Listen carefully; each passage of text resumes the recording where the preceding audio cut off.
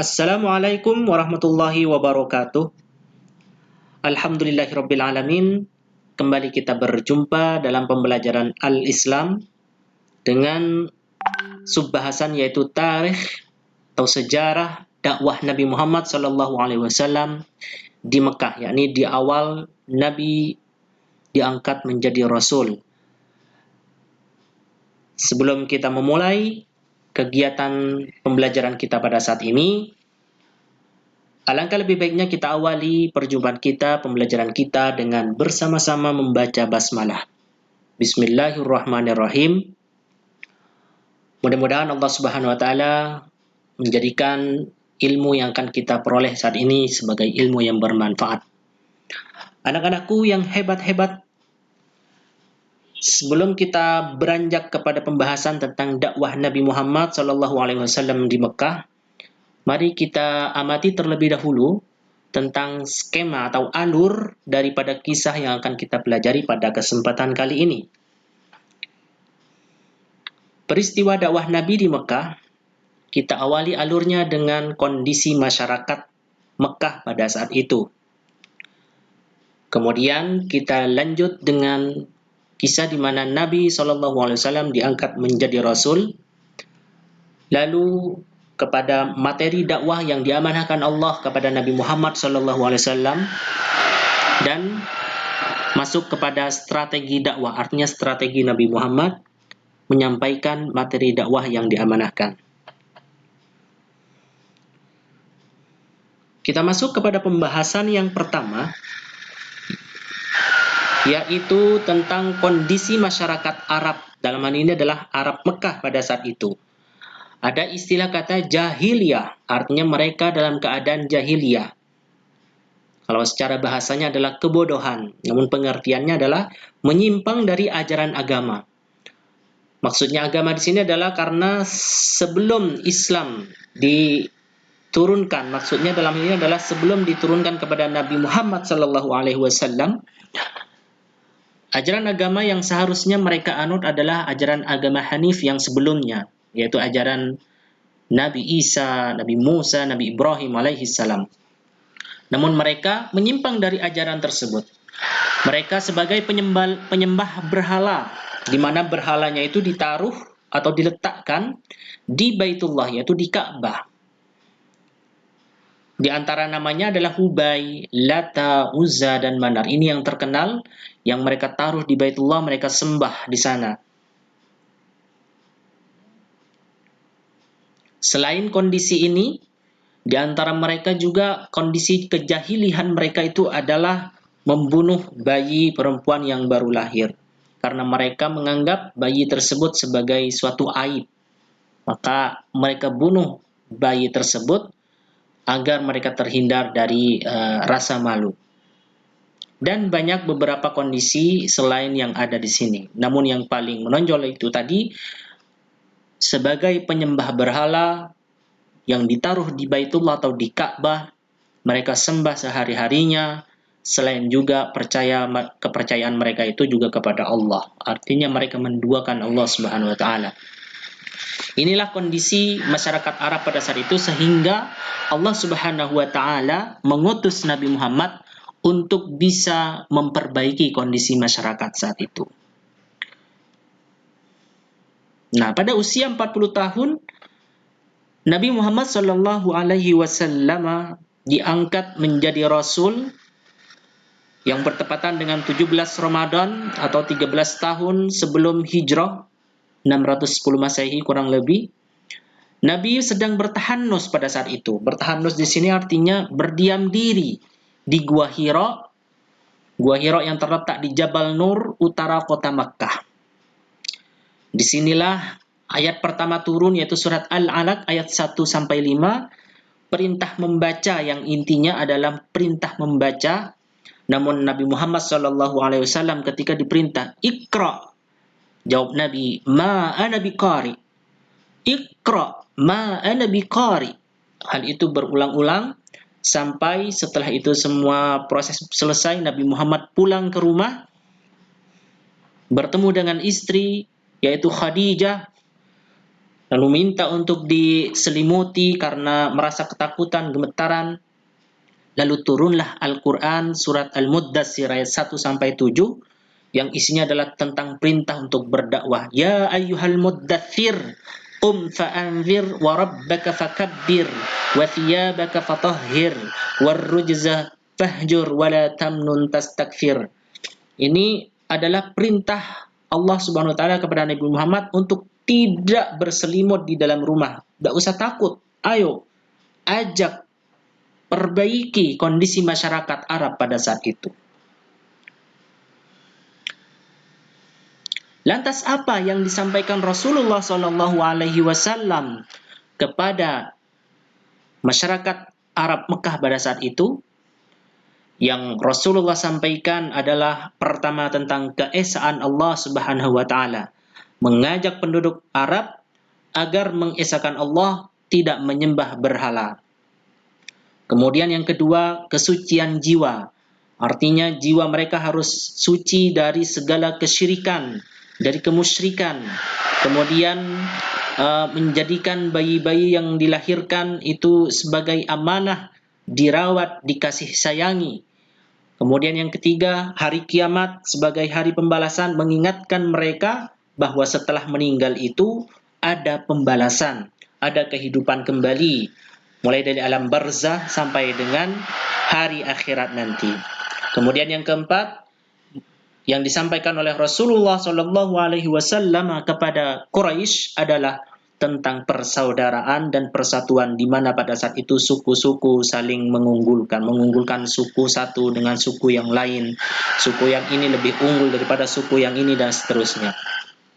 Inilah dakwah yang disampaikan Rasulullah Shallallahu Alaihi Wasallam kepada penduduk Mekah pada saat itu. Mengesahkan Allah, kemudian mengajak agar jiwa disucikan, mengajak mempercayai hari kiamat sebagai hari pembalasan, kemudian mengajak untuk saling bersaudara antar suku satu dengan suku yang lainnya, kabilah satu dengan kabilah yang lainnya. Lantas bagaimana strategi Rasulullah SAW menyampaikan keempat materi ini kepada penduduk Mekah? Rasulullah SAW sangat cerdas sekali dalam menyampaikan dakwah ini.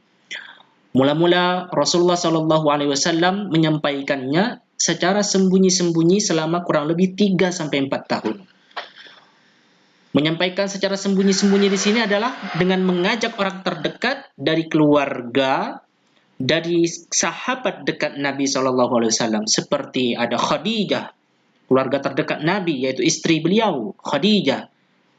Kemudian ada Ali bin Abi Thalib, sepupu Nabi Muhammad.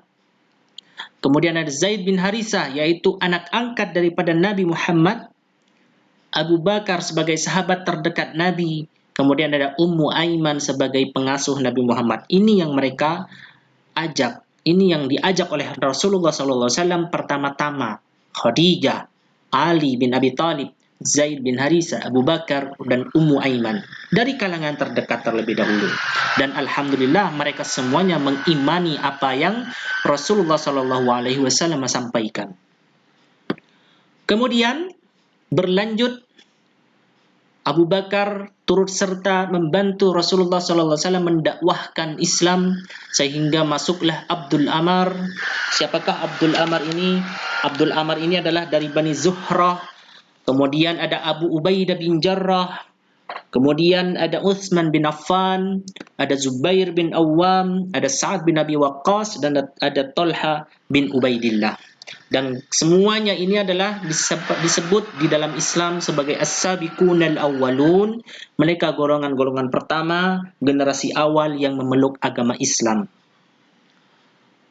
Setelah secara sembunyi-sembunyi dilakukan 3-4 tahun, Nabi Muhammad SAW mendapat perintah dari Allah untuk menyampaikannya secara terang-terangan, yaitu pada tahun keempat kenabian Nabi.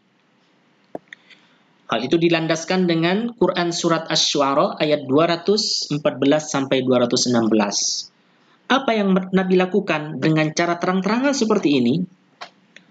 Pertama, Nabi itu mengundang kaum kerabat Bani Hashim. Kaum kerabat Bani Hashim diundang oleh Nabi untuk menghadiri jamuan makan yang Nabi Muhammad sajikan. Lalu disampaikanlah dakwah Islam itu yang berisi tentang keesaan Allah, kesucian jiwa, hari kiamat sebagai hari pembalasan, persaudaraan dan persatuan. Kemudian selain itu juga mengumpulkan penduduk kota Mekah, utamanya yang ada di sekitar Ka'bah di Bukit Sofa, dan menyampaikan keempat materi dakwah ini, mengajak mereka untuk memeluk ajaran agama Islam tanpa ada paksaan. Ini adalah strategi yang Rasulullah Shallallahu Alaihi Wasallam terapkan dalam menyampaikan materi dakwah yang sudah diamanahkan kepada beliau. Dan alhamdulillah hal itu membuahkan hasil. Beberapa dari penduduk Mekah masuk dan memeluk ajaran Islam. Namun mayoritas yang lainnya pun juga masih menolak. Kafir Quraisy dalam hal ini menolak ajaran agama Islam dengan beberapa alasan. Yang pertama, keberatan dengan ajaran Islam. Di antaranya adalah tentang persamaan hak dan kedudukan semua orang. Artinya antara wanita dengan laki-laki, kemudian antara kabilah satu dengan kabilah lain, suku satu dengan suku yang lain, yang pada saat itu terpetak-petakan, maka pada saat itu juga ajaran Islam datang mengajarkan bahwasanya semua punya hak dan kedudukan yang sama. Dan Quraisy menentang hal ini. Kemudian yang kedua, menolak ajaran Islam karena tidak ingin meninggalkan agama dan tradisi nenek moyang yang sudah mendarah daging di dalam diri mereka. Mereka tidak ingin serta-merta langsung mengikuti ajaran dengan menggugurkan ajaran nenek moyang mereka. Mereka tidak ingin menggugurkan itu. Mereka masih sangat percaya dengan apa yang sudah diwariskan oleh nenek moyang mereka. Dan mereka tidak ingin meninggalkan itu. Makanya mereka menolak ajaran Islam.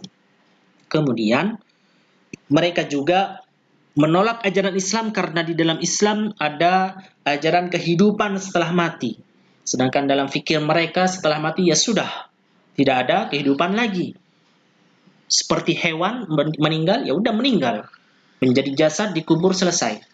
Namun di dalam ajaran Islam ada ajaran kehidupan setelah mati dari alam barzah, yakni alam kubur, kemudian ke alam akhirat nanti. Ini yang diajarkan di dalam ajaran Islam. Dan ini ditolak oleh kaum Quraisy. Mereka tidak mempercayai itu. Tidak mempercayai adanya kehidupan setelah mati.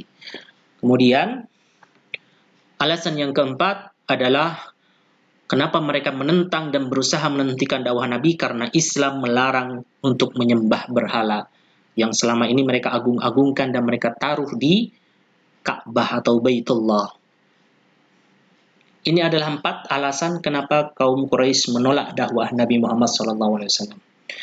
Namun dengan tolakan-tolakan yang ada ini, Nabi Muhammad SAW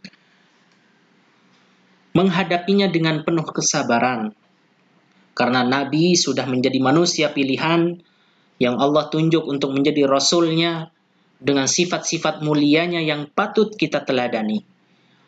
Di antara sifat-sifat teladan yang harus kita teladani dari Nabi Muhammad saat menjalankan dakwahnya di kota Mekah, yang pertama adalah patuh terhadap perintah Allah Subhanahu wa taala. Jadi segala yang Allah perintahkan untuk mendakwahkan Quraisy misalkan, Rasulullah SAW melaksanakannya. Dan sifat yang kedua adalah ikhlas di dalam berdakwah. Rasulullah tidak pernah mengharapkan imbalan apapun, tidak mengharapkan jabatan apapun dari Allah Subhanahu wa taala. Beliau laksanakan segala perintah Allah dengan penuh ikhlas, mengharap ridho Allah Subhanahu wa taala. Dan yang ketiga adalah sabar. Sabar di sini adalah karena tadi sudah banyak penolakan dari kaum Quraisy. Nabi Muhammad menghadapinya dengan penuh kesabaran. 3-4 tahun sembunyi-sembunyi. Kemudian dilanjutkan dengan terang-terangan. Butuh sekali dengan kesabaran. Dan Nabi sudah memenuhinya itu. Sabar dan sabar. Kemudian tidak memiliki sifat dendam. Walaupun Nabi sering dicemooh, dicaci, disakiti. Namun Nabi Muhammad SAW tidak punya sama sekali sifat dendam. Bahkan yang ditonjolkan adalah sifat pemaaf. Suatu kisah ketika Nabi hijrah ke Taif, lalu dilemparin dengan batu sampai malaikat menawarkan diri untuk menghancurkan mereka dengan gunung, namun Nabi Muhammad mengatakan tidak, mereka belum tahu. Mereka belum tahu tentang ajaran Islam yang sesungguhnya. Artinya Nabi Muhammad SAW memiliki rasa pemaaf, sifat pemaaf dan tidak pernah dendam. Kemudian yang berikutnya adalah tentunya ini yang menjadikan Nabi Muhammad dapat mengajak beberapa orang untuk masuk ke dalam ajaran Islam, itu kecerdasan beliau dalam menggunakan strategi dakwah. Di mana strateginya tadi dari sembunyi-sembunyi terlebih dahulu, kerabatnya dimatangkan terlebih dahulu, istrinya digodok, sepupunya digodok, kemudian anak angkatnya, sahabat terdekatnya, pengasuhnya, semuanya diajak untuk baik terlebih dahulu, baru mengajak kepada orang yang di luar keluarga, dalam ini orang sekitar. Cerdas dalam menggunakan strategi dakwah Islam. Itu salah satu sifat keteladanan dari Nabi Muhammad SAW pada masa periode Mekah. Dan mudah-mudahan kita sebagai umatnya dapat meneladani daripada sifat-sifat terpuji Nabi Muhammad ini. Mulai dari patuh terhadap segala perintah Allah, kita menjalankan segala aturan, segala kewajiban, segala aturan, segala kewajiban kita jalankan, tentunya dengan penuh keikhlasan mengharap ridha Allah. Kemudian kita sertakan juga kesabaran dalam menjalankan ketaatan, sabar dalam menghadapi musibah, sabar dalam menjalankan ketaatan. Kemudian selalu memberikan rasa maaf, selalu memberikan maaf kepada siapa yang menyakiti kita, dan tentunya kita harus terus mengasah otak agar senantiasa selalu cerdas dalam menyikapi berbagai permasalahan. Demikian penjelasan singkat tentang dakwah Nabi Muhammad SAW periode Mekah. Atas kekeliruan, atas ketidaknyamanan, dan atas kekurangan mohon dimaafkan, karena itu semua adalah datangnya dari saya pribadi. Kemudian yang baik-baik tentunya datangnya dari Allah Subhanahu wa taala.